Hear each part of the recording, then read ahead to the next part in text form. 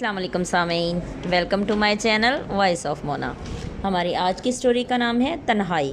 آفتاب پیشے کے لحاظ سے وکیل تھا، بہت ملنسار اور ہنس مکھ تھا، ہر کسی کے کام آتا، وہ غریبوں کے کیس فری لڑتا تھا۔ پھر وقت کے ساتھ ساتھ اس نے اپنا نام بنا لیا، وہ دن بدن ترقی کی منازل طے کر رہا تھا۔ پھر ایک لڑکی اس کے ساتھ پریکٹس کرنے کے لیے آئی، وہ بہت اچھی تھی، اس کا نام شیزا تھا۔ شیزا اس کے ساتھ ہر کیس ڈیل کر رہی تھی، آفتاب بھی اس کی دل سے مدد کرتا تھا۔ وہ 4-5 سال سے اکٹھے کام کر رہے تھے۔ پھر شیزا آفتاب کے لیے سیریس ہو گئی، لیکن آفتاب کو اپنے پیشے جنون کی حد تک پیار تھا، وہ بہت آگے جانا چاہتا تھا۔ آخر تھک ہار کے شیزا نے شادی کر لی اپنے والدین کی مرضی سے۔ آفتاب کو محسوس تو ہوا، لیکن وہ شیزا سے محبت نہیں کرتا تھا۔ پھر دونوں ہی اپنی اپنی زندگیوں میں مصروف ہو گئے۔ آفتاب اب ہائی کورٹ کا وکیل مشہور ہو چکا تھا، اب وہ سپریم کورٹ تک جانا چاہتا تھا۔ وہ دن رات محنت کر رہا تھا۔ پھر گھر والوں نے کہا، آفتاب اب شادی کر لو، ماں کی حالت خراب ہے۔ وہ مان گیا، شادی کر کے بیوی کو ماں کے پاس ہی چھوڑ آیا۔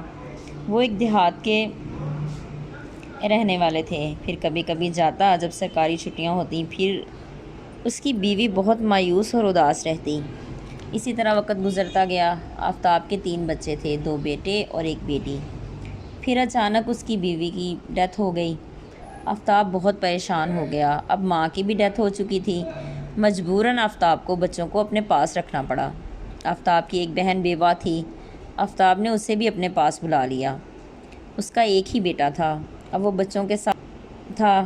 اسے بہت محسوس ہوتا تھا اس نے کتنا وقت ضائع کر دیا، بچوں کا بچپن ہاتھ سے نکل گیا تھا، اس نے بہت کچھ مس کیا تھا۔ اب وہ بوڑھا ہو رہا تھا اور بچوں کے پاس ٹائم نہیں تھا، وہ سب اپنے کاموں میں مصروف تھے۔ دونوں بہن بھائی رات کو بیٹھتے اور باتیں کرتے، دونوں ہی تنہائی کا شکار تھے۔ وقت گزرتا گیا، پھر آفتاب کی بہن کا بھی انتقال ہو گیا۔ اب آفتاب بالکل تنہا ہو گیا تھا، اسے احساس ہو رہا تھا کہ اس نے کام اور ترقی کے چکر میں سب رشتوں کو بہت پیچھے چھوڑ دیا تھا۔ اب وہ جہاں بیٹھا تھا سب کو ہی یہ کہتا تھا کہ پہلے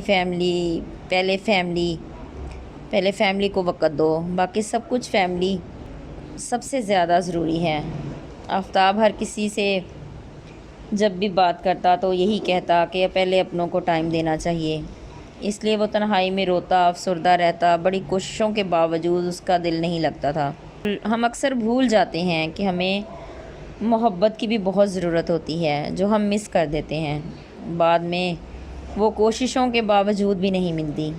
جیتے رہیے، خوش رہیے، ملتے ہیں اگلی کہانی کے ساتھ۔